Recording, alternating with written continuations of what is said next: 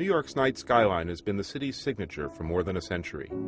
The skyline is ever evolving, from the first skyscrapers to the spread of electricity and the lights that they have powered.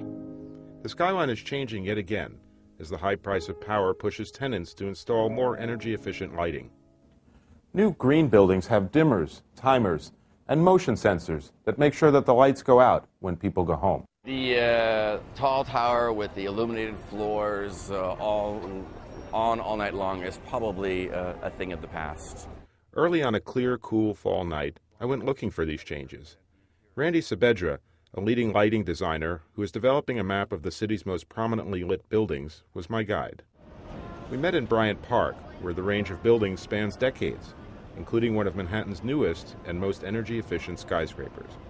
The new building here at 1 Bryant Park is a wonderful example of all the new technologies that lighting designers, architects are implementing for their interior illuminations. Of course, New York's original skyline is not in Midtown, but downtown. Here at 7 World Trade Center, it is obvious that every floor has a different tenant. There's a different lighting system. Make an assumption that they're doing all efforts to be energy conscious and environmentally friendly. But then the building itself, by its top glow, is unifying this building as a mass. That ornamentation at the top is what's making this building with different lighting systems on every different floor uniform.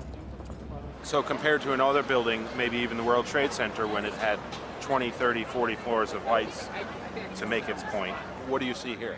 That you're not relying on the glowing floors to have the building presence.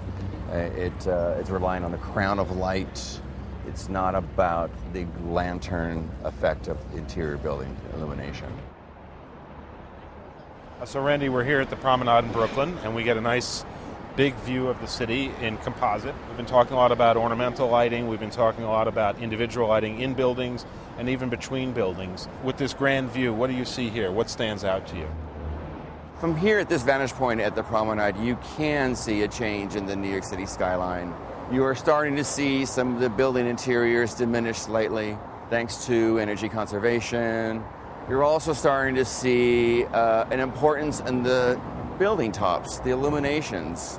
As the surround is darkening, the building tops are becoming far more important. I'm hoping that maybe over time we start to see more tops illuminated as the building interiors start to diminish. But New York City skyline will always be a magical thing. It's something wonderful and beautiful about this city when it transforms at night.